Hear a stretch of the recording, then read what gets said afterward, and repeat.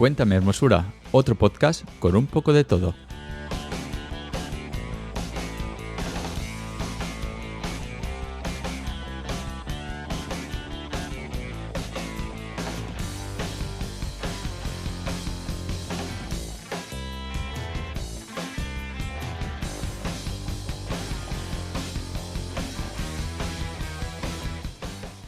Muy buenas a todos, metazostriblásticos. Veo que estáis otra vez aquí escuchándonos y veo que ha quedado muy bien esta entradilla con una voz muy bonita, muy profesional.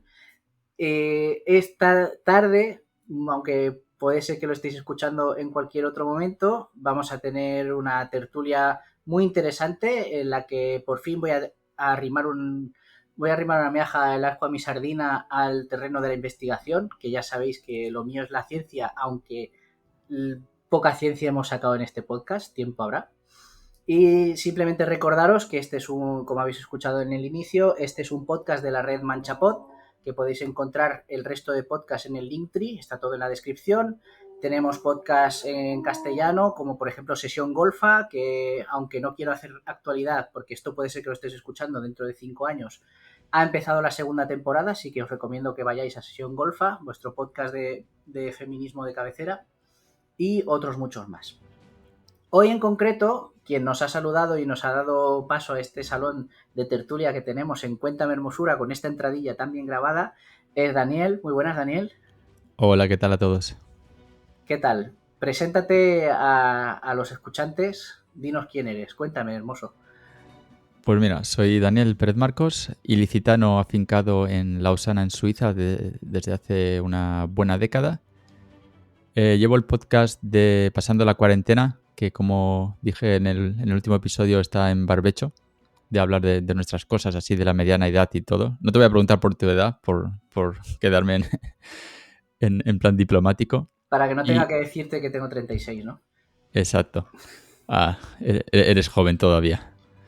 Te recomiendo el podcast porque así ya sabes lo que, Lo que lo se que, me lo que viene, ¿no? viene, Nada, y bueno, soy ingeniero biomédico de formación y actualmente me dedico a la investigación científica en el campo de la rehabilitación neurológica o la neurorehabilitación en una empresa privada aquí en Suiza, donde coordino el departamento que llamamos de incubador de salud para desarrollar nuevos proyectos con diferentes colaboradores clínicos y luego intentarlo en un futuro traerlo al mercado y que tenga el mayor impacto posible en el mayor número posible de pacientes.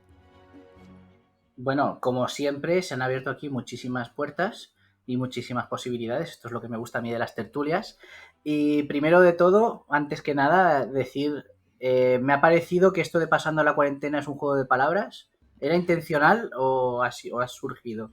No, fue intencional porque lo saqué durante la pandemia. Muy bien. En mi vida yo hubiera pensado en hacer un podcast y mira, estuve 2 años dándole al pico y a la pala, entrevistando a gente de, pues eso, entre 40 y 50, intercambiando impresiones. Muchas cosas obviamente iban alrededor de la paternidad, de cómo cuidarnos, de cómo prepararnos para el futuro.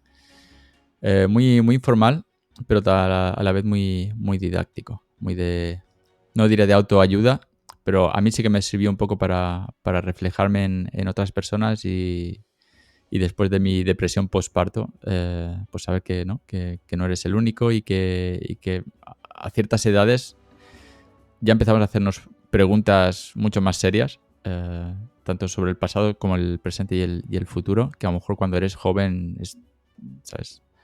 Todo te resbala un poco y vas hacia adelante sin hacerte preguntas.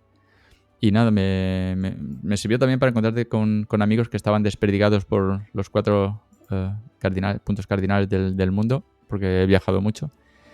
Y nada, esa era un poco la excusa y al final creo que todos los que participamos y que los escucharon ganaron un poco sobre la vida, en saber más cosas sobre la vida y qué pasa por la cabeza de otra persona X que tiene más o menos tus mismas inquietudes. Que muchas veces se suele decir que estamos creando contenido y en realidad lo que estamos haciendo es creando comunidad, porque cada podcast lleva detrás su público, sus escuchantes base u objetivo, que a veces, lo comentábamos antes fuera de micro, puede ser que ni siquiera sea el que te esperas, porque tú has hecho un podcast hablando de personas de esta franja de edad, pero más que por franja de edad, sino también por momento vital, ¿no? Porque no todas las personas de 40 a 50 años tienen las mismas inquietudes ni nada, sino que ¿no? Has cogido esa colección de ideas y de temas, y puede ser que esto lo esté escuchando alguien de 25 que diga, bueno, pues no he llegado, pero igual me interesa. O alguien que ya lo ha pasado para atrás y dice, bueno, pues ahora eres tú que me parece joven, ¿no?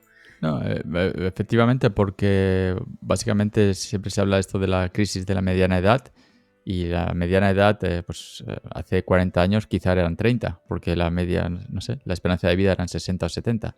Ahora que la esperanza de vida está entre los 82, 86, dependiendo si eres hombre o mujer y dependiendo en qué país vivas, pues va cambiando, ¿no? Como sabrás, ¿no? Antes a los 30 ya tenías tus 2 hijos, el perro, la casa, el coche y la hipoteca. Ahora quizás es tirando más hacia los 40, ¿no? Que porque todo se retrasa.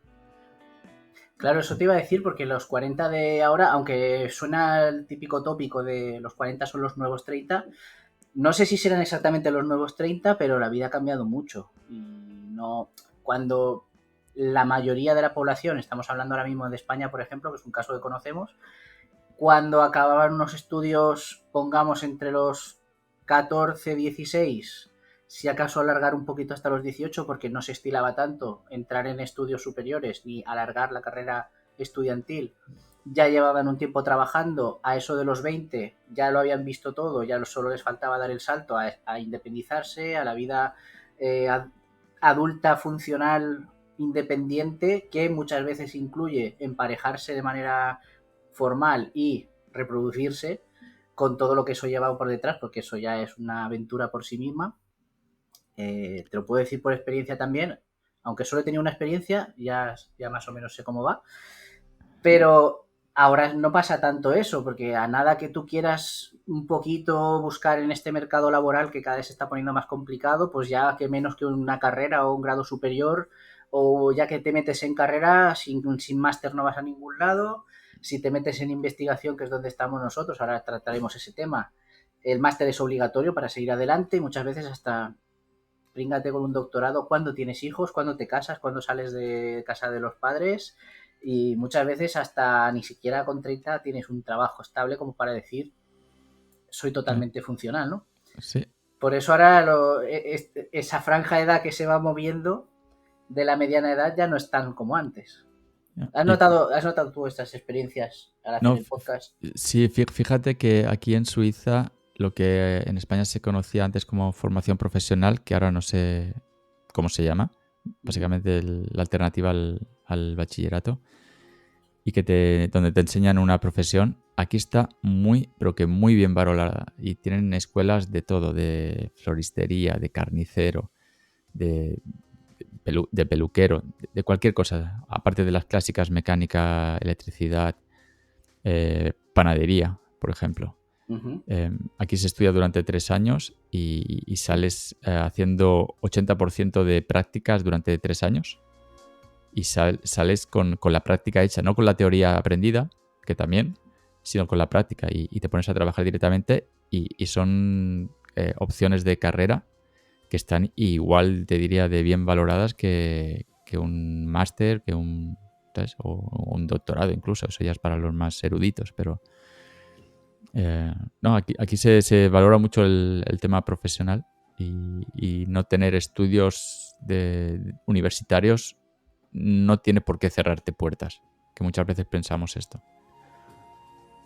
Pues me gusta mucho que hayas que hayas comentado esta situación, porque yo es algo que siempre he reivindicado y aprovecho para reivindicarlo aquí, para quien nos escuche, que en España realmente no sé si dan tanto peso a la práctica, hay bastante práctica también, los ciclos formativos suelen ser de 2 años y el primero tiene más teoría que práctica, el segundo tiene más práctica que teoría, y los hay de grado medio que son, digamos, el sustitutorio de bachillerato o que cae en la misma franja de edad, que es al acabar la obligatoria, y el superior, que sería el siguiente o al que se puede acceder con bachillerato.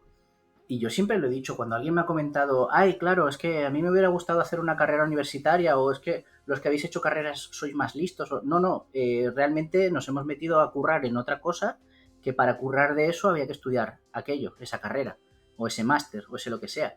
Pero yo creo que una buena formación profesional, si cuando la estás haciendo empiezas a desarrollarte en esa carrera, a meter la cabeza, a coger experiencia, cuando llevas unos años estás tan bien formado o más o mucho más que alguien que está haciendo una carrera universitaria. Porque cuando tú y yo sabemos, y lo sabe mucha gente, que cuando acabas la carrera realmente no sabes nada, es cuando empieza. Cuando acabas la carrera es cuando empiezas a aprender. Exacto. Y fíjate que al final de lo que siempre echamos más mano y donde se crea industria son en las profesiones que son, digamos, más necesarias.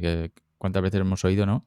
Que los fontaneros se ganan muy bien la vida porque hay una necesidad muy, muy grande y es un trabajo manual que no requiere 4 másters y 2 doctorados. ¿Me explico? O sea, no.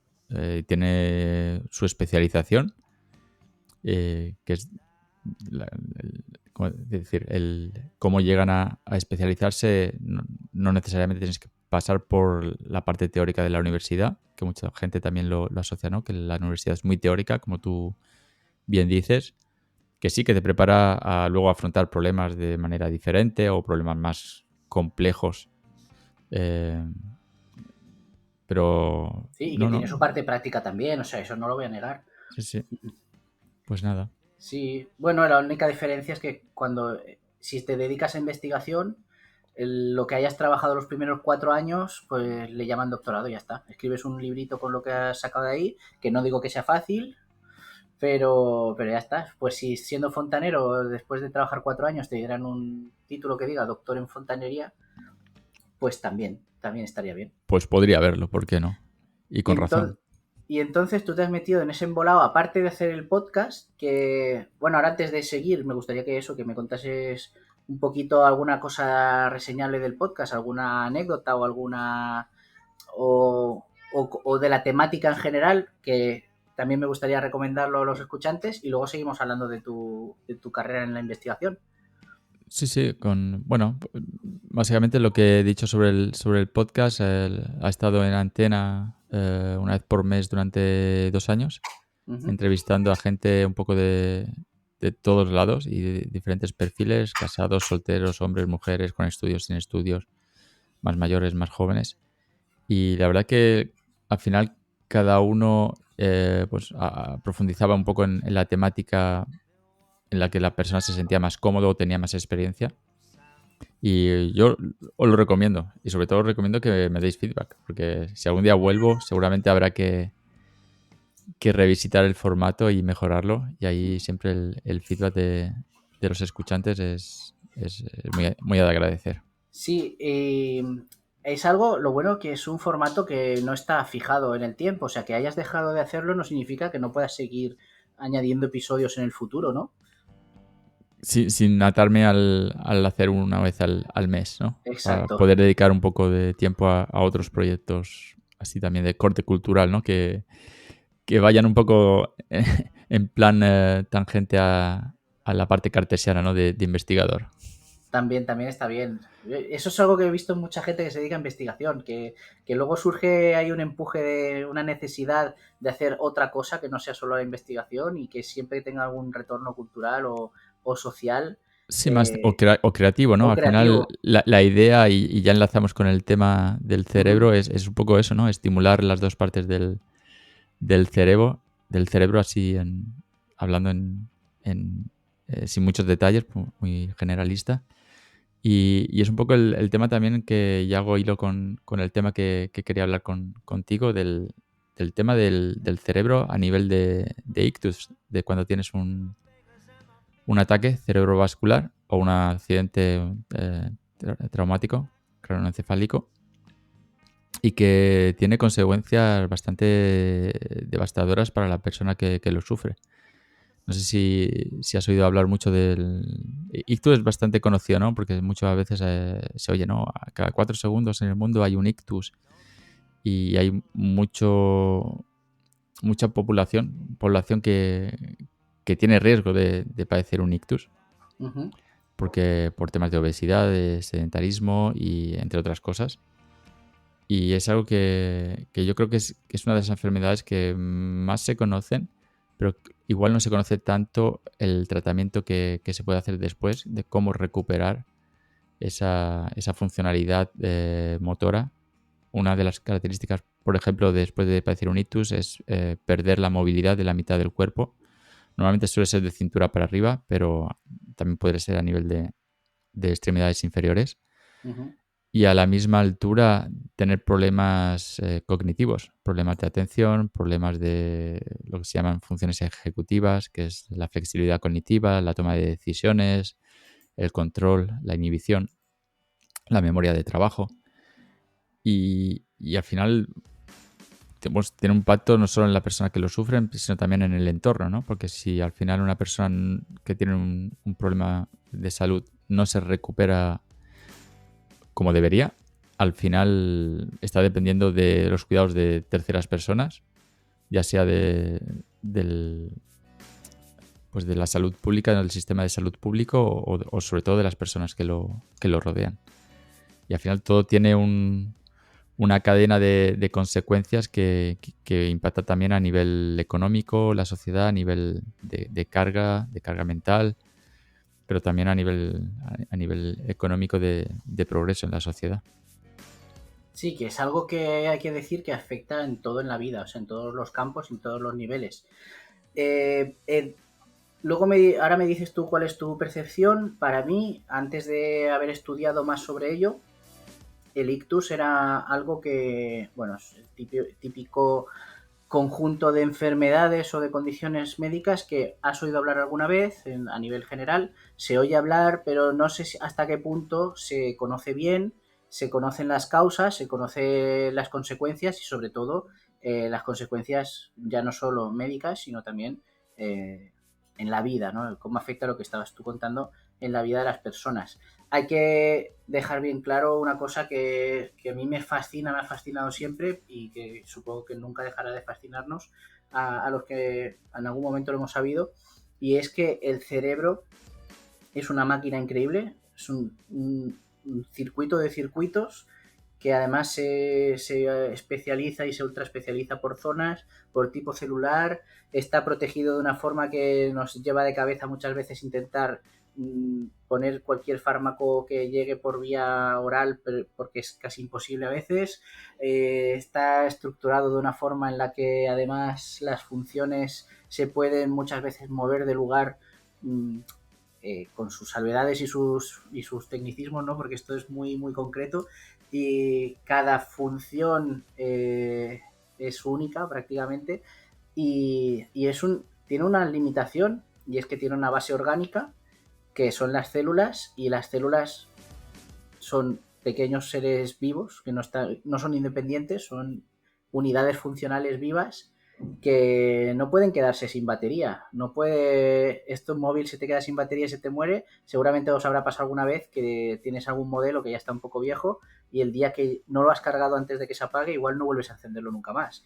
Puede pasarnos en el cerebro, puede pasarnos a nivel neurona, puede pasarnos a nivel astrocitos, oligodendrocitos. Hay una fauna ahí bastante interesante. Creo que no es momento de hacer una clase magistral de cómo es el sistema nervioso central, pero que es maravilloso. O sea, creo que es algo que todos deberíamos conocer mínimamente. De hecho, nuestro propio sistema nervioso central debería hacernos preocuparnos de entenderlo a sí mismo, que eso es lo curioso del tema. Y en concreto, pues por ejemplo, el caso del ictus, un ictus puede ocurrir cuando deja de recibir nutrientes, deja de recibir riego una zona del cerebro, que si esa zona del cerebro pasa muy poco tiempo relativamente, puede sufrir daños severos y hasta cierto punto pueden ser irreversibles. Y entendamos que el cerebro es la computadora central y es la que todas las funciones pasan por ahí, tanto la respiración, la digestión, la movilidad, no solo la memoria, el pensamiento o los procesos cognitivos. ¿Qué pasa cuando hay un ictus, por ejemplo? ¿Tú has dicho ictus o has dicho, por ejemplo, traumatismo? ¿Estaríamos en tu trabajo, estás trabajando con las dos cosas indistintamente o hay ¿Hay alguna diferencia a la hora de hacer tu investigación? Sí, mira que aparte de traumatismos craneoencefálicos y ictus, también están, por ejemplo, los problemas de espina dorsal, ¿no? De accidentes, muchos. Y obviamente los problemas cambian. En el ictus, sobre todo, es hemiparesis, o sea, paralizado la mitad uno de los lados del cuerpo, el izquierdo o la derecha, contralateral a donde está la lesión, si es localizada. Porque, como tú decías, también puede ser falta de riego o como si fuera una especie de coágulo también. Pero también puede ser hemorrágico, que es mucho más difícil de predecir y de controlar los problemas que va a haber.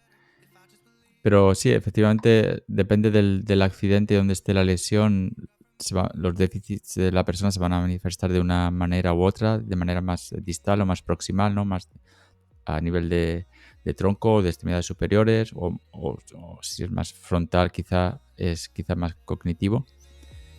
Y lo que sí que más o menos se reparte por igual es lo que se llama la prevalencia o la incidencia.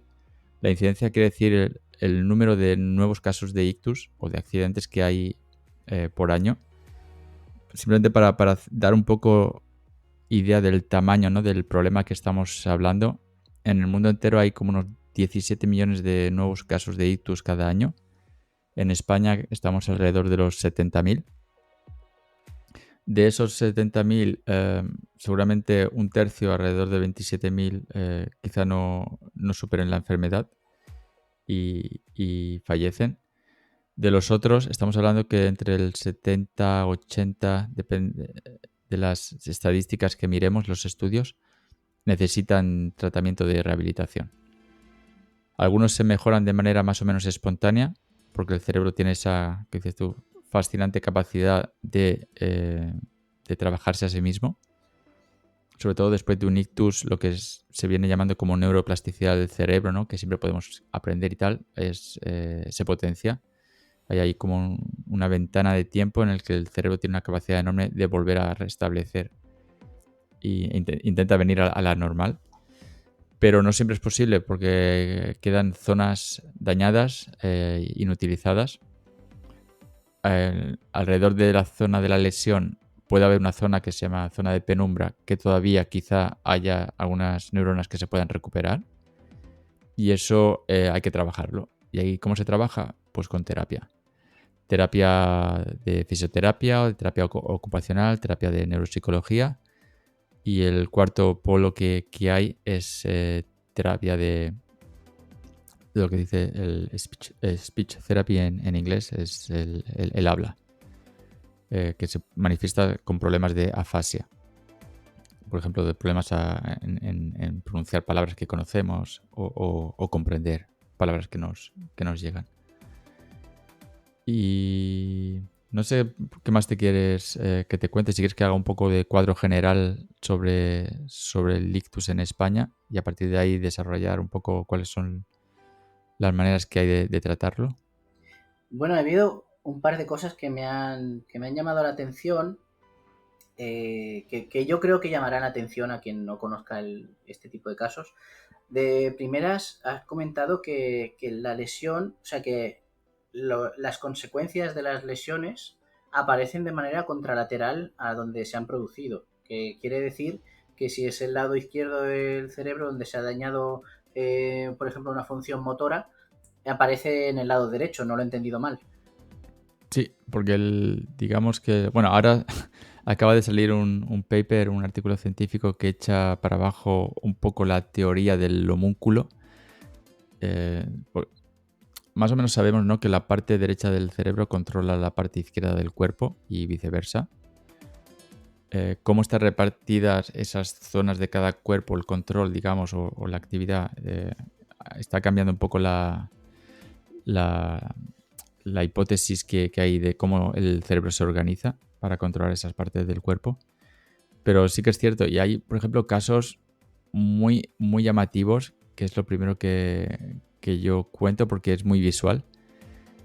Aparte de la parálisis, de no poder mover una mano, un dedo o el brazo entero, es en temas cognitivos, lo que se llama la heminegligencia espacial, que quiere decir que si tú has tenido un ictus en una zona muy específica del cerebro, en la parte derecha, tu cerebro va a ignorar parte o gran parte de lo que hay a la izquierda. Si trazamos una línea vertical y dividimos el cuerpo en dos, todo lo que está, digamos, a tu izquierda, y ahí incluyo, puede ser tu mano, tu brazo izquierdo, puede ser el vaso que tienes delante tuyo, puede ser el coche que está al otro lado de la calle. Lo que está a tu izquierda, tu cerebro tiene riesgo de que lo ignore. Tus ojos lo ven, tus ojos lo ven, el sistema visual lo registra, pero tú no lo reconoces. Una manera muy evidente que casi asusta es ver a una persona que tiene una parálisis de la mano izquierda, llega a fisioterapia, vamos a empezar el tratamiento, venga, vamos a mover la muñeca, vamos a hacer giro, vamos a hacer flexiones, extensiones de muñeca, lo que sea, y la persona te dice de manera calma, pero es que esta no es mi mano, señor o señora. ¿Y cómo que no es su mano? No, esa mano es de otra persona, no es la mía. Obviamente se ve que es la mano de la persona, ¿no? Porque ves cómo sale de su hombro. Porque es bastante fácil definirlo, ¿no? Sí, bueno, a nadie en su sano juicio, o sea, si dice, esa mano que te cuelga a ti del hombro, si no es tuya, ¿de quién es? Claro, aquí la parte racional está fuera de juego porque el cerebro ha sufrido un daño y no gestiona bien. Y eso, por ejemplo, pues mira, es un problema, digamos, cognitivo, porque es de atención visoespacial, pero que, bueno, es un predictor que se llama de mala recuperación funcional porque te impide hacer el tratamiento motor de la fisioterapia. Claro, no puedes controlar algo que directamente no es propio de ti, o no, tu cerebro cree que no es propio de ti. Claro, o por ejemplo, este tipo de pacientes, cuando van a cruzar la calle, pues solo miran a la derecha. Cuando comen, solo se comen la parte derecha del plato. O solo se atan el zapato derecho, no el izquierdo. Claro, Entonces, ¿ves? es especialmente preocupante porque yo, según lo ibas comentando, entendía que te referías a que se ignora lo que se percibe del lado de uno de los lados, pero es que llega hasta tal punto que puedes llegar a ignorar tu propio cuerpo, la parte de tu cuerpo que está en ese lado, ¿no? Sí, puede ser tanto a nivel corporal como del espacio que se llama cercano, peripersonal, o el que está más allá del alcance de tu mano. Y eso, por ejemplo, estamos hablando de un déficit que ya toca la parte cognitiva, ¿no? Pero al fin y al cabo, la parte de motricidad y la parte cognitiva se juntan en cuanto queremos aplicarlo en actividades de la vida cotidiana.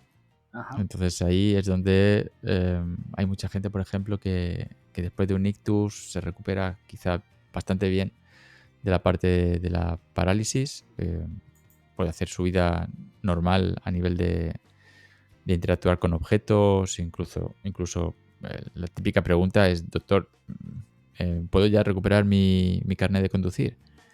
Porque mira, puedo mover todos los dedos, puedo mover la pierna, tengo bastante tono muscular. Y bueno, le hacen un test y es que no aguanta ni 2 segundos concentrado al volante, porque tiene problemas cognitivos, que son los más difíciles de detectar porque no son visibles. Es como el dolor. ¿Cuántas veces hemos oído, ¿no?, que el dolor es difícil de tratar porque es algo que no es visible? No puedes dar una muleta, una silla de ruedas y tratarlo, ¿no? O no tratarlo, sino compensar esa deficiencia, el tema que no puedas andar o que no puedas mover un brazo con un bastón, con una silla de ruedas, con una muleta. En temas cognitivos y de dolor, los tratamientos son mucho más difíciles y las evaluaciones para diagnosticarlos también, pero tienen un impacto brutal. O sea, esta persona que te dice, no, si yo estoy bien, pero no se concentra cuando le das un simulador de conducción, sale de la terapia e igual se choca con el marco de la puerta porque está en el lado izquierdo y no lo ha visto. Claro. Cosas que a mí me cuentan los neuropsicólogos con los que trabajo, me cuentan este tipo de casos, ¿no? De lo importante que es también la parte cognitiva, aunque en el camino de recuperación de la rehabilitación después de un ictus, todo el peso, el mayor peso, se pone en la parte de motricidad de movimiento. ¿Por qué? No sé si es que históricamente, no sé, hay más tradición de atacar este tipo de problemas o si porque es más fácil de ver. Quizás lo Pero más visible, ¿no? sí, por ejemplo, una vez que te dan el alta, muchas veces los baremos por los cuales los médicos dan el alta, o aquí en Suiza, por ejemplo, al final son las aseguradoras privadas que pagan, ¿no? Y dan el alta porque las medidas funcionales que piden que hagas de manera recurrente para ir monitoreando el progreso del paciente están basadas en la parte motora. Pero claro, una vez que mandas al paciente a casa, ni en sueños ese paciente está completamente rehabilitado. Ese paciente seguramente tenga dependencias de terceras personas. De hecho, se estima que en torno al 60 y pico por ciento de los pacientes con ictus que vuelven a casa necesitarían más rehabilitación. Muchos de ellos, también casi un 60%, dependen para actividades de la vida cotidiana de la familia. Y incluso si hay encuestas, por ejemplo, recoge el Atlas del Ictus, que lo elabora la Sociedad Española de Neurología con otras asociaciones. Dicen que si miramos para atrás, en las últimas 4 semanas, el 50% de los pacientes ha acudido a su médico de cabecera y el 22% a un especialista. Para que veas también la carga, ¿no?, del sistema sanitario, todo porque no se ha hecho suficiente rehabilitación o no se ha podido dar suficiente rehabilitación por falta de recursos, por cuestiones administrativas, por un montón de cuestiones que van, digamos, más allá de la necesidad clínica del paciente. Funcione. Y entiendo que ahí entras tú, ¿no? Bueno, tu trabajo de tu equipo y de la gente que hace lo que estás haciendo tú, por ejemplo. O de, Claro, de sí. lo que me quieres hablar hoy. Sí, nosotros, por ejemplo, aparte como decíamos, dar un empuje a esa intensidad, alta intensidad, alta frecuencia, alta dosis de rehabilitación que se necesita en muchos casos, en lo que llamamos el continuo of care, el continuo de los cuidados, que van desde la parte aguda hasta la fase crónica, que es cuando el paciente ya está en casa, pero todavía sigue necesitando. Hoy en día la tecnología ya no es el principal, ¿cómo decirlo? El principal impedimento. Hoy hay tecnología madura. Quizá siga faltando evidencia, porque a veces ni siquiera se conocen bien los mecanismos biológicos sobre los cuales se apoyan muchas tecnologías, ¿no? Siempre hay, en los últimos, no sé, 20 años, boom de tecnología para todo, ¿no? No digo que venga simplemente de Estados Unidos, de California, por las startups y tal, pero sí que hay mucha más presencia de tecnología en los últimos 20 años, o quizá un poco más, que a veces no se sabe ni para qué sirve. Porque como hoy en día, ¿no?, nos preguntamos para qué sirve la inteligencia artificial, ¿no? Todo el mundo se pregunta para qué puede servir. Y a veces, hace unos años era datos, ¿no? Recogemos datos de todos los sensores, de los smartwatch, de los teléfonos, de los sensores inerciales, de todo hay que coger datos y analicemos con machine learning, con inteligencia artificial, pero mucha gente no sabe ni para qué, porque no hay una hipótesis científica detrás. No hay una base a lo mejor biológica de esos datos que representan, qué papel juegan en la recuperación del paciente. Y todo esto, se mastica muy lentamente en las fases de investigación, como bien sabes.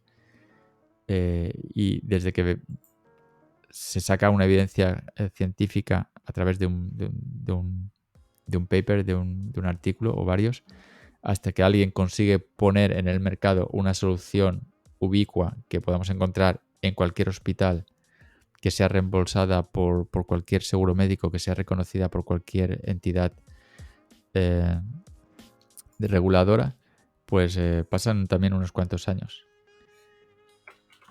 Y pasa bastante tiempo y es un tiempo durante el cual es muy fácil, como tú decías, hacer la pregunta de ¿y esto para qué? ¿Y esto para qué sirve? Y yo cuando daba clases en biomedicina o a los estudiantes de odontología o lo que fuera, que daba las clases de bioquímica y hacía prácticas, les ponía el ejemplo, hay un vídeo por YouTube que nunca lo encuentro, pero bueno, que la idea genérica era así, era como una especie de encuesta a la gente que iba pasando por la calle, se les preguntaba, bueno, había como unas urnas y decía, bueno, puedes dejar dinero que tú quieras para pagar investigación. Y había dos opciones, investigar mecanismos que utilizan las bacterias para protegerse o investigar la diabetes. Y la conclusión de este vídeo, que es una batallita clásica, ¿no? Esto es algo ya que se cuenta ya casi como un ejemplo clásico. La conclusión del vídeo era explicar que estudiando esos mecanismos de las bacterias que a priori parece que no nos interesarían para nada o que no tendrían una utilidad directa en los humanos, aprendimos que existen unas enzimas que producen estas bacterias que son capaces de cortar el ADN en lugares muy concretos y que nos han permitido cortar el ADN del gen de la insulina humana, meterlo en bacterias y que estas bacterias produzcan cantidades enormes de insulina humana que podemos utilizar para su comercialización, que es mucho mejor que extraerla del páncreas de cerdos, que es lo que se hacía antes, que para obtener una ampollita pequeña necesitábamos una habitación llena de páncreas hasta arriba. Entonces, hemos ganado mucho en eso. ¿Por qué? Porque hemos obtenido un conocimiento y luego hemos encontrado una forma de aprovechar ese conocimiento para nuestro beneficio. No sé si había comentado esto alguna vez en el podcast, pero al fin y al cabo es lo que estabas comentando, ¿no? Existe un conocimiento que estamos obteniendo a través de mucha investigación, de no dejarnos ningún resquicio, de verlo todo, de intentar casar un dato con otro dato, y ese conocimiento nos permite al final obtener o producir una tecnología con la cual encontrar un beneficio que es, al fin y al cabo, es a largo plazo, ¿no? El aleteo de la mariposa del primer descubrimiento, del primer paper, acaba dando el huracán de tener una tecnología o un tratamiento que se puede aplicar a pacientes. Sí, y ahí tocas un punto importante en cuanto a la investigación animal, ¿no? Tan cuestionada hoy en día. Por ejemplo, uno de los primeros estudios en los cuales se pudo concluir antes de pasar a un ensayo en humanos que para recuperarse de un ictus habría que entrenarse de manera muy intensa, de manera muy regular y a altas dosis de repetición de movimientos, fue en ratones.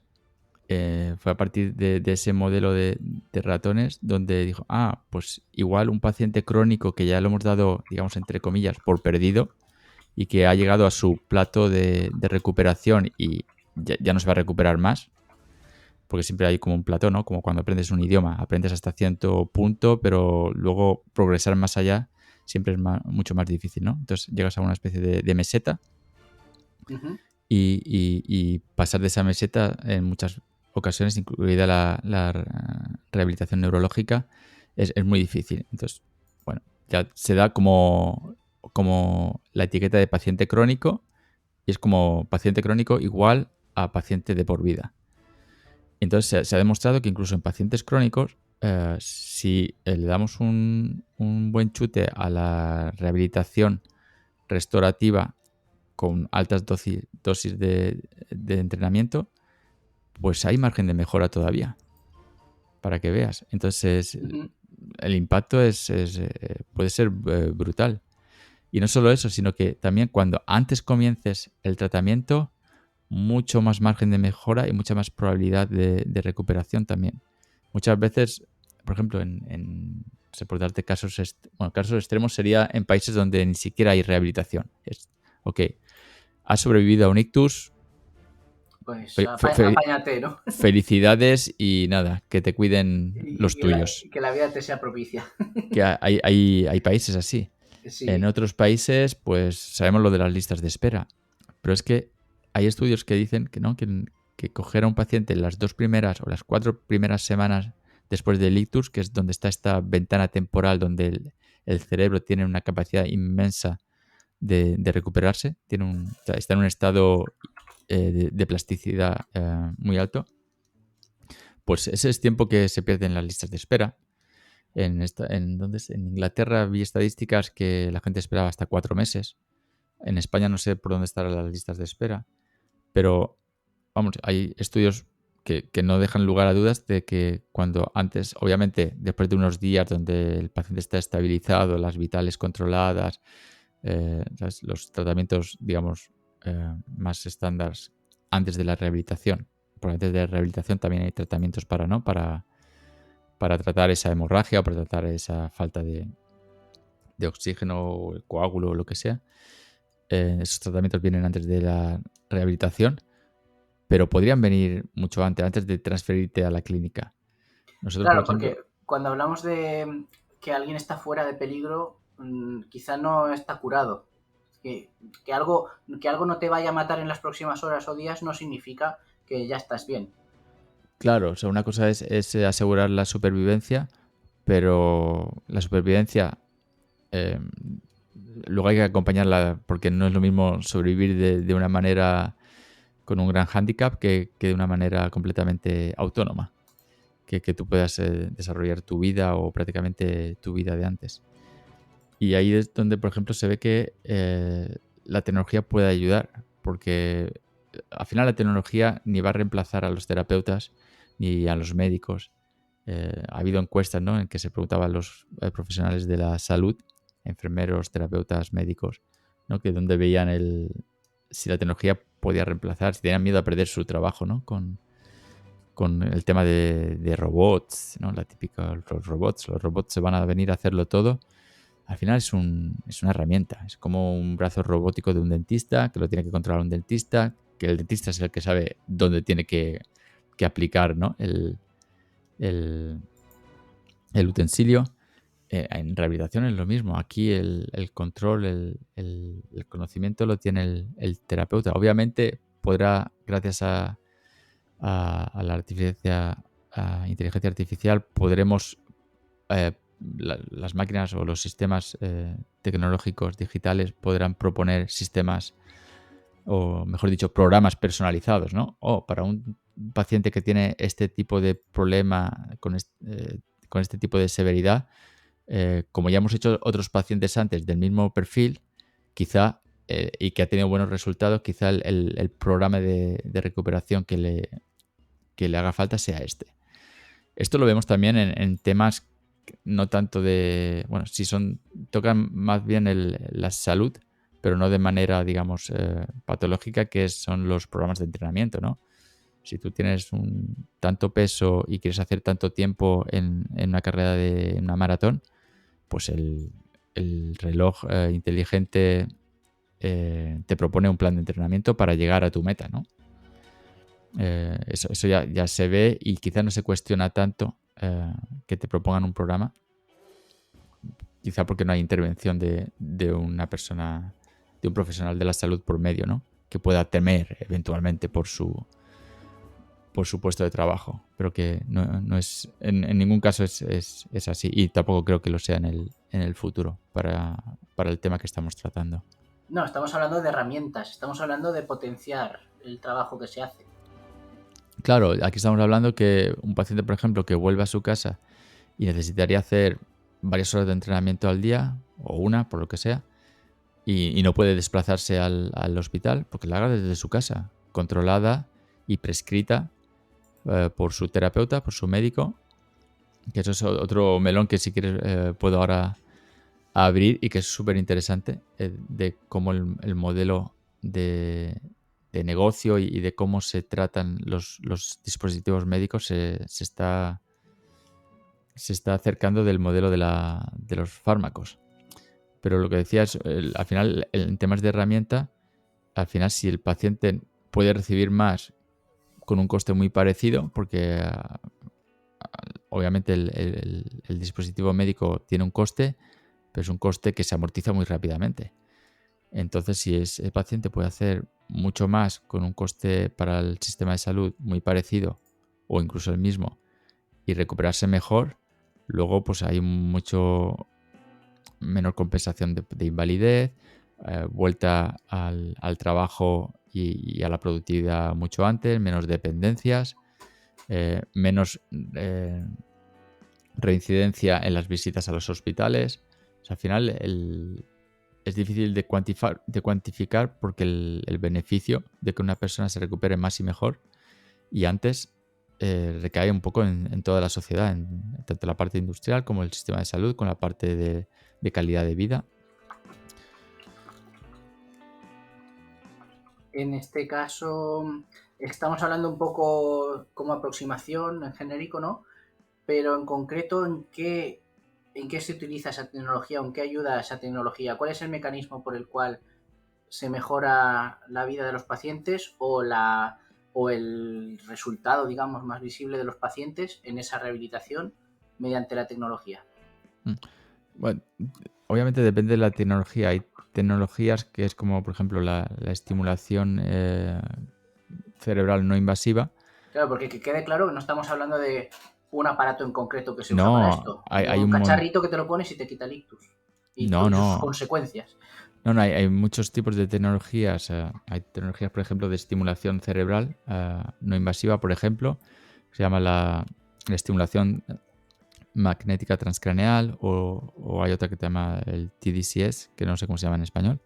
Básicamente consiste en inyectar unas pequeñas corrientes desde fuera del cerebro y esto se viene utilizando desde hace décadas para aliviar diferentes tipos de problemas. Obviamente se ha intentado también con la parálisis de los miembros superior, con más o menos resultados bastante medianos. O sea, no se sabe, quizás no se ha llegado a obtener resultados muy, muy, muy, muy evidentes, quizá porque no se tiene muy, muy claro cuál es el proceso biológico que hace que esta estimulación, ¿no? Recupere. Lo cual Quizá nos lleva otra vez a recordar que hace falta una investigación básica que nos dé el conocimiento de cómo funciona aquello que estamos intentando manipular, modificar, mejorar a través de las terapias y de la tecnología, ¿verdad? sí, y muchas veces esta investigación básica, menos aplicada, como tú dices, a veces es necesario hacerla desde mi punto humilde de vista, con animales.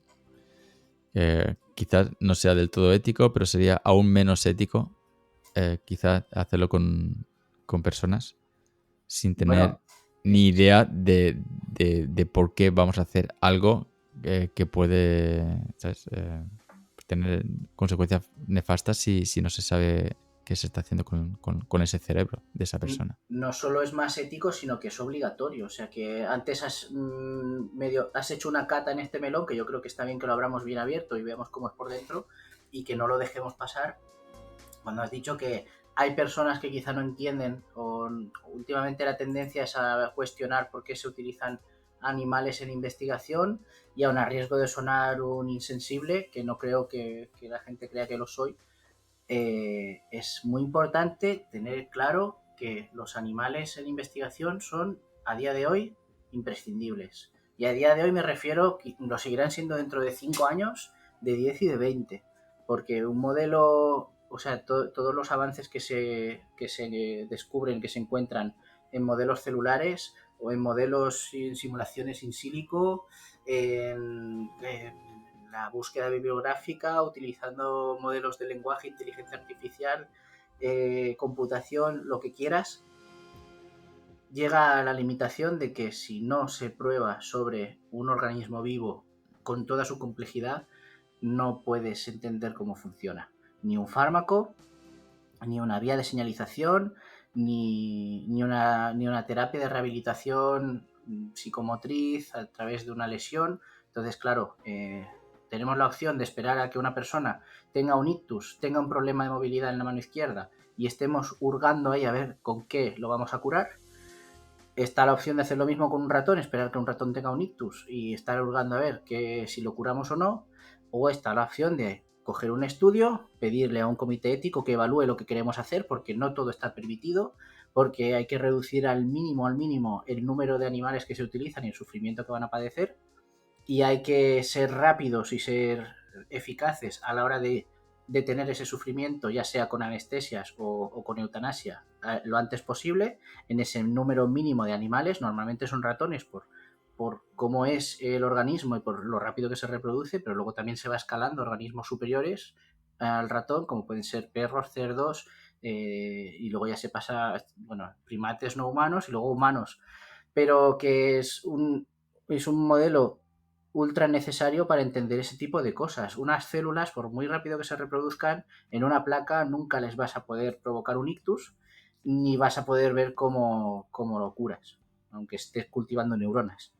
Y eso yo creo que para la gente que se dedica a esto sabe, tiene claro lo que es, o sea, no estamos aquí por sadismo, pero hay mucha gente que quizá le pilla desde fuera y le pilla de nuevas y ahora tiene un debate ético que no había planteado antes, pero que llevamos varias décadas trabajándolo desde dentro de la investigación, y es que sí es necesario modelos animales para avanzar pasos de gigante en lo que es el tratamiento de muchas enfermedades y condiciones.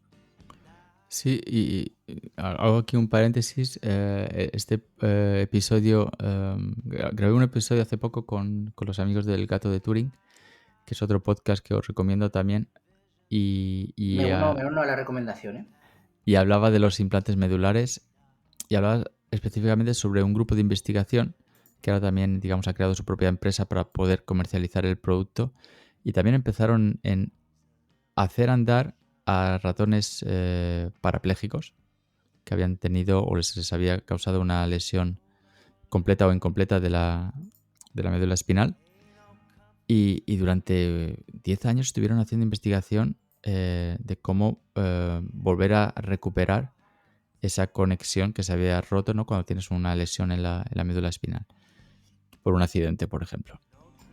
Y después lo pasaron a humanos. Y ahora, bueno, son archiconocidos en el campo, porque es uno de los mejores ejemplos que yo he visto de ver un vídeo de cómo hacen volver a andar a un ratón o una rata que había tenido una lesión medular, y luego ver el mismo efecto en una persona humana. Entonces, Eso es una maravilla.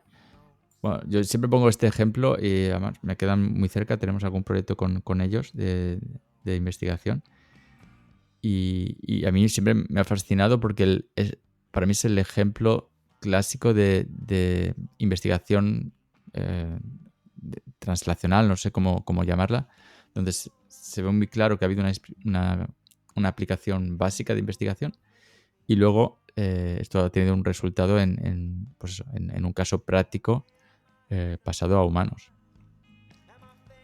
Sí, y quiero acabar de cerrar o enfatizar eso que había dicho, de que no solo es más ético, sino que es obligatorio. En el caso, yo conozco más de cerca el caso de los fármacos, pero esto es lo mismo.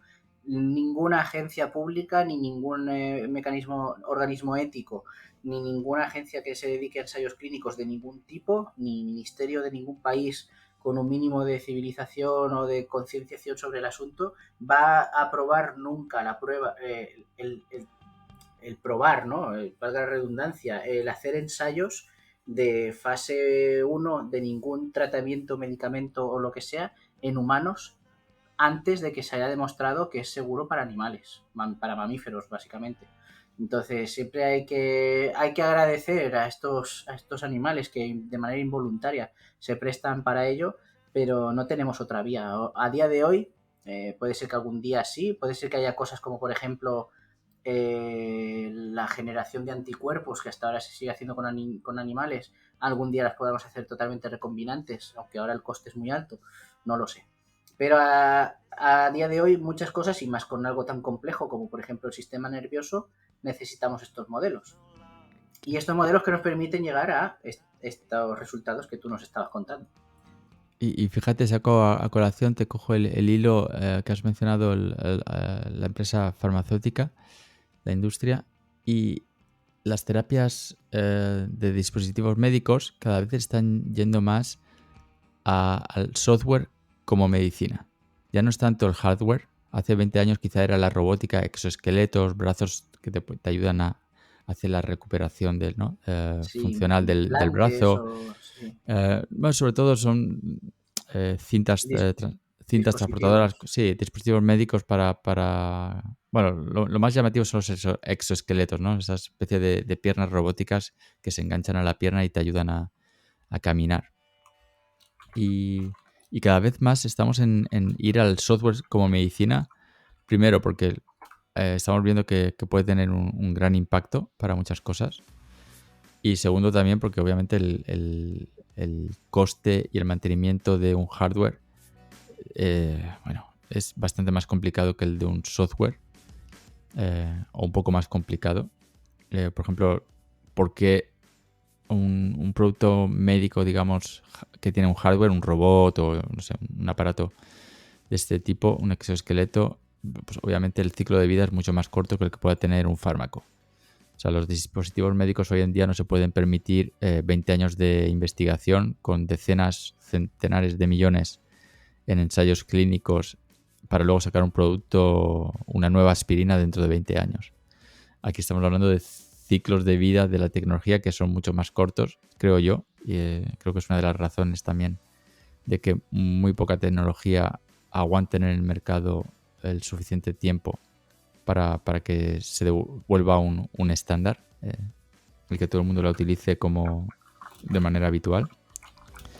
Y lo interesante del software como medicina, por ejemplo, es una cosa que nosotros estamos trabajando en la empresa y hay un caso ya, un par de casos en Estados Unidos de 2021, donde por primera vez se aprobó el FDA, que es el sistema equivalente al marcaje CE, ¿no? de dispositivo médico en Europa.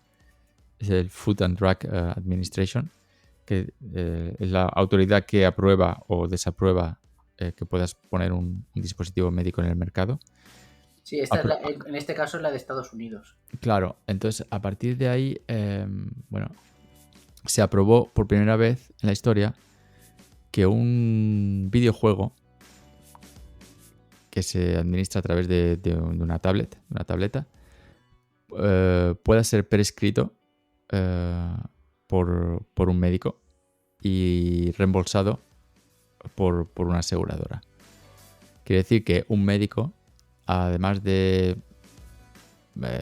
darte una receta de ibuprofeno de 400 miligramos 3 veces al día, cada 8 horas durante una semana, y que lo cubra la sanidad o el seguro médico, también te puede prescribir 2 horas de videojuego durante 5 días a la semana durante 3 meses. O Y sea esto, que de la misma forma que los médicos pueden prescribir un ejercicio o un hábito, un comportamiento, una rutina, ahora estamos introduciendo el uso de software para este tipo de actuaciones, ¿no? De tratamientos. claro, poniéndome un poco más banal, más industrial, del punto de vista del negocio, el problema de muchas tecnologías que tienen mucho potencial, que quizá han sido validadas clínicamente, pero que todavía no las vemos en el día a día en las clínicas, es también la cuestión clave que para mí hoy es realmente lo que dirige todo, es el quién paga. Obviamente. ¿Quién paga? Porque podríamos dar más sesiones de terapia, pero ¿quién paga? Si damos Claro. más sesiones de terapia, las aseguradoras privadas dirán que habrá que subir, ¿no? la cuota. Si hay que dar más terapia, quizá haya falta más profesionales. Hoy hay penuria ya de profesionales en la salud en muchos centros. Aquí, por ejemplo, en Suiza se importa mucho profesional de la salud de otros países porque no hay suficientes. Pero obviamente luego tiene un coste, ¿no? Entonces, podríamos hacer mucho más con un coste en el modelo tradicional. En el modelo hacia el que vamos hoy es que la tecnología puede ser un buen compromiso de proporcionar mucho más con un coste muy similar. Pero ¿quién paga? Hoy en día, por ejemplo, en una sesión de fisioterapia, pues el centro de fisioterapia de turno tendrá una serie de elementos, tendrá pelotas de goma, tendrá pinzas de diferente dureza, tendrá, no sé, cintas o bancos sobre los que haya que caminar o paralelas, y todo eso pues lo compra el centro para ampliar su oferta, ¿no? de utensilios, de accesorios con los cuales poder hacer terapia. Pero no hay una terapia que ha tardado varios años o incluso décadas en desarrollarse, que tiene un coste, que conlleva un coste bastante, digamos, elevado comparado con una muleta, por ejemplo. Eso es más difícil de sostener en el mercado industrial.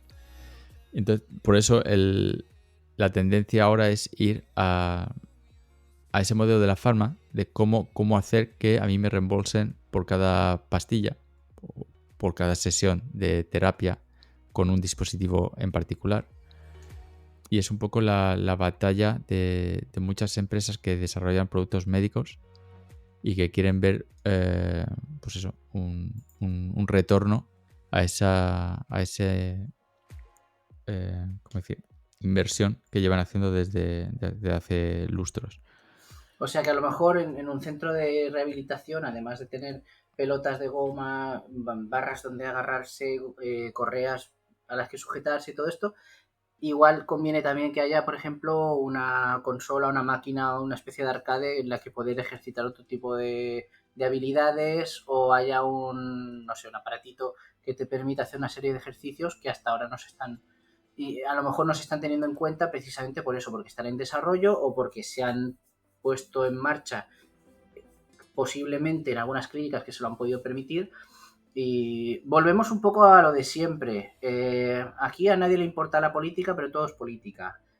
Lo que importa de que un país esté más desarrollado a nivel social o que no, es si tú te has podido permitir, con lo que te cuesta tu alquiler, con lo que te cuesta la comida y con lo que te cuesta llevar a tus hijos, aunque los lleves a un colegio público, les des lo mejor luego en alguna academia o les compres el material mejor que haya y la mejor ropa, cuando llega al final del mes y lo que te sobra es poco, igual no pagas un centro privado en el que te hagan una rehabilitación más personalizada, con menos esperas, más rápida, con más atención y aplicando esta más tecnología que hay, que tú me contabas el caso de, por ejemplo, en Suiza lo habitual es que sea una aseguradora privada quien lleva esto, pero al fin y al cabo también hay que armar, porque esto al fin y al cabo es un poco una guerra también, ¿no? Entre el progreso y el estancamiento. Hay que armar y hay que dotar a los sistemas públicos para que nadie se quede atrás en este sentido, ¿no?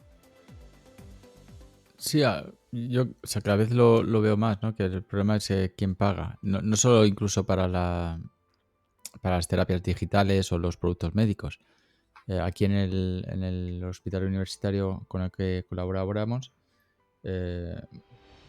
doy fe de que hay muchos servicios que los hospitales facilitan porque su código de conducta ético les obliga y deben hacerlo, por los cuales no reciben ninguna contraprestación. Porque quizá no hay un código de reembolso definido, porque quizá esa terapia, por lo que sea, la ley de turno no la considera contempla, ¿no? No la contempla como un servicio a ser recompensado. Entonces, incluso hay muchos clínicos que no ven todo su trabajo, trabajan, digamos, de manera gratuita y obviamente pierden dinero también las clínicas. Por ejemplo, aquí, un terapia ocupacional, ¿vale? En ambulatorio. Básicamente se le reembolsa todas las actividades que hace al terapeuta. El tiempo que pasa con el paciente, el tiempo que no pasa con el paciente y que pasa, por ejemplo, a hacer el informe, o a preparar la sesión o a desplazarse a casa del paciente. Sin embargo, un fisioterapeuta, que podríamos decir, ¿no? Grosso modo, que entre un fisioterapeuta y un terapeuta ocupacional no hay mucha diferencia. Las hay, obviamente, son dos profesiones diferentes, complementarias, pero vamos, es básicamente primos hermanos. Pues un fisioterapeuta no se le reembolsan ese tiempo que tarda en hacer el informe o pasar el informe al médico o en consultar con otro especialista. En neuropsicología, peor todavía. He ido a clínicas donde no se hace ninguna rehabilitación neuropsicológica en pacientes con ictus. ¿Por qué? Porque nadie paga por ello. Se pagan las evaluaciones porque las piden para fines estadísticos a nivel nacional, pero en el convenio o en la negociación de que se paga, de definir actividades que puedan ser reembolsadas o no, la neuropsicología, el tratamiento en ambulatorio no se contempla aquí en Suiza. Sin embargo, paradojas de la vida, la terapia equina sí. Ah, qué curioso, ¿no? Y a lo mejor dirá, es que hay evidencia, pues quizá no haya evidencia clínica de que funcione, pero ¿por qué una terapia sí y otra no? Pues todo cuestión de lobby, cuestión de intereses seguramente. Adivino, aquí me estoy aventurando, pero... Sí, pero bueno, detrás de este tipo de cosas hay que especular, ¿no? Y quizá funcione. Yo no digo que la terapia equina no funcione con casos de autismo o de otras cosas, patologías. Que seguramente, como todo, siempre se encuentran casos para casi todo tipo de terapias que a alguien le ha funcionado, ya sea por efecto placebo o otra cosa. Obviamente, si no hay estudios randomizados clínicos que evidencien la causa, ¿no? y el tamaño del efecto, es difícil de dar conclusiones. Pero bueno, hay terapias que hoy en día son el estándar de la fisioterapia, por ejemplo, y se aplican desde hace 40 años. Y cuando miras la literatura no hay ninguna evidencia, pero es la que se enseña en los bachelors, en las carreras de fisioterapia también, por ejemplo. Y bueno, como se va haciendo toda la vida así, es un poco como que nadie, ¿no? Nadie cuestiona. Nadie se cuestiona de manera fehaciente de no, vamos a cambiar y vamos a aplicar aquí otras terapias, porque cambiar rutinas y procedimientos en el mundo de la salud es muy, muy complicado, muy lento. Apenas muy poca gente mueven dedos para que las cosas cambien de manera radical. Nadie quiere ser tengo yo la impresión, ¿no? El causante de que algo pase. Pasa también con los sistemas de información de los hospitales, ¿no? Que algunos están caducos y hay que cambiar, y lo que hacen es añadir módulos en el sistema, ¿sabes? En una torre que se tambalea porque nadie quiere cambiar una línea de código, nadie quiere cambiar el sistema a otro sistema más moderno, donde se puedan compartir datos de manera más efectiva, que no haya un paciente que hoy se hace una prueba en un médico y mañana va al siguiente médico y el otro médico le tiene que hacer la misma prueba porque no tiene acceso al informe del primer médico. Ese tipo de cosas hoy en día en los sistemas de salud se están peleando por ello, porque haya mucha más eficiencia, no solo dentro de una clínica o de un hospital, sino en todo el continuo de los cuidados de un paciente que va a pasar quizá por 3, 4 o 5 proveedores de servicios, hospital, clínica, servicios a domicilio, y que hoy en día pierden una cantidad ingente de tiempo simplemente en averiguar este paciente que me llega a mí hoy, de dónde viene, qué le ha pasado, qué le han hecho, de dónde parte, cómo ha llegado a este punto de recuperación hoy, a través de qué técnicas, y se baten el cobre porque pierden entre un 20 y un 30% en cuestiones administrativas, que hoy en día la tecnología de compartir datos de plataformas seguras, de que los médicos puedan tener acceso obviamente los datos siempre pertenecen al paciente. El paciente tiene que dar su permiso para que su médico de turno pueda acceder a sus datos. Eso debe ser así. Pero a nivel tecnológico hay un potencial tan enorme para hacer los sistemas de salud tan eficientes, y a mí me da un coraje ver que en algunos países, y pongo por bandera Suiza, que es el que conozco mejor, va tan lento, con tantas trabas administrativas, tantas leyes que tardan casi casi décadas en salir, y que cuando salen, obviamente el mundo ha cambiado y la nueva ley es obsoleta. Caso real típico de aquí, que por ejemplo todo lo que es telemedicina no lo incluye porque discutieron la ley hace 10 años y salió el año pasado. Y caramba, hoy en día la telemedicina está a la orden del día, y si no, que lo pregunten a los médicos que ejercieron durante el COVID, que no les quedaba más de medio que utilizar modos de telemedicina. Vamos, que podríamos estar hablando de cómo la tecnología puede ayudar tanto y en tantos ámbitos de la salud, que nos daría aquí para 5 o 6 horas de charla. Sí, pero al final esto es como todo. Bastará no será tan fácil, pero alguien en algún momento dirá, bueno, voy a parar de lo que estoy haciendo, voy a plantearlo de otra manera.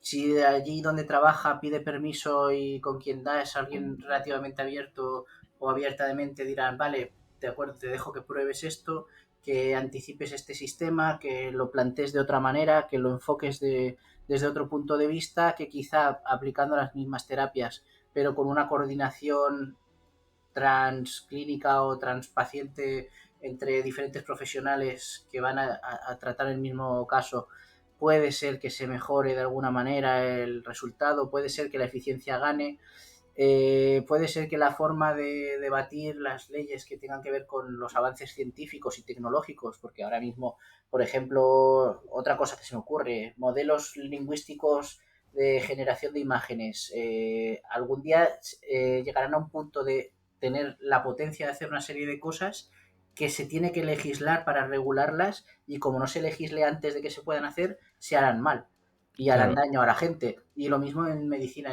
tiene que haber mira qué ha pasado con las vacunas del coronavirus, que mucha gente se sorprendía de que esto pudiera ocurrir, y es que si la parte técnica y científica la tenemos cubierta, que es, yo creo, lo más difícil, es necesario que la parte burocrática y la parte legislativa sea más ágil aún para que sea efectivo, para que se pueda aplicar. Entonces, si se hace un ensayo clínico en tiempo récord, pero no se permite, por ejemplo, que el sistema público administre esta vacuna a nivel general, en el caso del coronavirus, el resultado que tenemos de la población inmunizada no lo hubiéramos tenido. Y lo mismo en el caso que tú me estabas diciendo, ¿no? O sea que al fin y al cabo es una labor coordinada ya no solo de los investigadores, los clínicos, los terapeutas, sino también de la sociedad que está en el lado de la burocracia, la gestión y la realización. Bueno, y siempre y cuando haya dinero y siempre y cuando se pueda realizar, ¿no? Sí, al final lo del dinero son prioridades, ¿no? Porque dinero siempre hay, pero lo que todos sabemos depende para qué, ¿no? Eh, no sé, a lo mejor hay gente que aumenta el presupuesto para armamento cuando a lo mejor lo reducen para educación o sanidad. Al final, dinero yo creo que siempre hay, más o menos. Lo que muchas veces lo que no hay son prioridades establecidas. O hay prioridades establecidas que quizá no todos compartimos. Pero lo que tú has dicho de la legislación, de hecho, al final muchos de estos problemas hay que atajarlos de los dos lados, desde abajo a arriba, desde el paciente, los terapeutas y los médicos hacia arriba, y la investigación. Pero lo que dices, también hay que legislarlo y crear también marcos donde, por ejemplo, pues eso, la telemedicina pueda ser reembolsada, que podamos hacer tratamientos a distancia, con todas las ventajas que ello conlleva. Obviamente tienen limitaciones, pero hay muchas cosas que se pueden hacer a distancia. Correcto.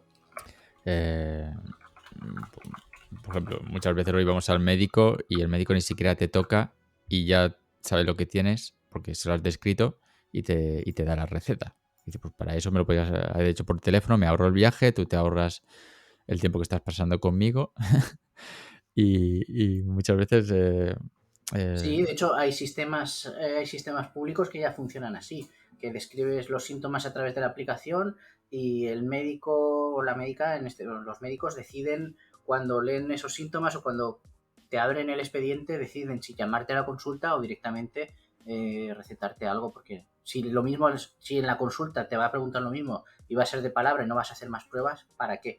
Tengo que ir, esperar y ocupar un hueco. mm, sí, no, pero la parte legisladora de reembolso de recursos, de organización, de eficacia del sistema a grande escala es indispensable para que los cambios se produzcan a nivel regional, a nivel nacional, porque obviamente cada país, sobre todo aquí en Europa, funciona de una manera diferente.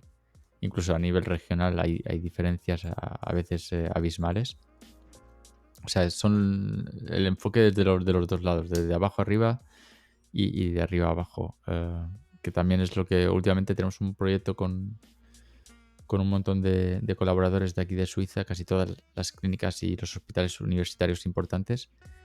Y para mí es un proyecto que yo le llamo proyecto político, porque no es el proyecto de investigación clásico de voy a desarrollar una terapia y voy a validarla clínicamente y voy a ver cómo la llevo al mercado. Aquí realmente lo que queremos cambiar es el cómo funciona el sistema de neurorehabilitación a nivel nacional. Y aquí es bueno, básicamente político, de ver quién es el que decide las cosas, cómo se negocian las cosas, qué habría que hacer para poder incluir servicios clínicos y que no solo nosotros como compañía que desarrollamos productos médicos se nos recompense por nuestro trabajo, sino los propios hospitales y las propias clínicas que muchas veces trabajan a pérdidas. A lo mejor reciben, no sé, 1.000 euros al día por paciente, una especie de tarifa plana para tratar al paciente en estado agudo y con ese dinero de tarifa plana, pues el hospital tiene que hacer malabares para poder hacer un escáner, para poder hacer Cuando cada eh, caso es único claro, y puede... te Sí, saldrá rentable para un paciente leve, que a lo mejor no tengas que, no requiera tantos cuidados intensivos, pero a lo mejor para otro paciente que está grave y que a lo mejor su estancia se va a prolongar en el tiempo, a mí me consta que hay hospitales que trabajan a pérdida. Obviamente luego hay compensaciones y tal, pero muchas veces incluso los propios hospitales dan servicio por el cual no se les paga. Y si empezamos así, nada más que desde el primer día del accidente de hospitalización, imagínate la cadena disfuncional. el resto del tratamiento y el resto de la vida del paciente, ¿no? De los Claro, pacientes. Y esto es algo que estamos hablando de que un hospital pues tiene la obligación o la normativa de realizar este tipo de actuaciones, puedan o no puedan, y luego ya veremos si estamos en déficit, que normalmente sí. Se acusa a los gestores de que despilfarran porque gastan mucho y aún así está faltando por todos lados. Y luego, si esto fuera, al fin y al cabo, porque es público y están obligados. Si esto dependiera de una empresa de te curas, no te curas, lo siento, no te curas. bueno, Cuando se va a déficit, cuando se va a pérdidas, no va para adelante. O sea que siempre tenemos que tener en cuenta eso, que la vida y la sanidad en este caso, y la investigación también, ni son baratas, ni son gratis, ni pueden tirar adelante sin el empeño de la sociedad. sí, y por eso está muy bien que haya debates éticos y que haya encuentros multidisciplinares donde no solo los médicos hablen con los médicos y los políticos con los políticos y los ingenieros con los ingenieros, ¿no? Porque al final, al fin y al cabo aquí hay varios pilares, ¿no? Una tecnología sin un propósito clínico y sin alguien que lo sostenga tiene pocas oportunidades, por muy buena que sea la tecnología o la idea, o por muy honrado que sea el propósito clínico, de que llegue a buen término si la parte que lo tiene que sostener detrás a nivel de legislación, inversión, a nivel regulador, etcétera, también vaya de la mano, ¿no? en el desarrollo. Y al final, como todo en la vida, cada uno trabaja en su silo, en su esquina, sobre lo que controla. Y lo que es difícil es esa comunicación horizontal, transversal, entre todos los estamentos que participan en este caso, ¿no? En el tema de la salud, que estamos hablando desde políticos hasta el paciente. Y no será tarea fácil. Tú estás en parte de ello, tú estás aportando tu granito de arena, ¿no? Tu pedazo de piedra en esta construcción. Espero que tengas mucho éxito. Gracias.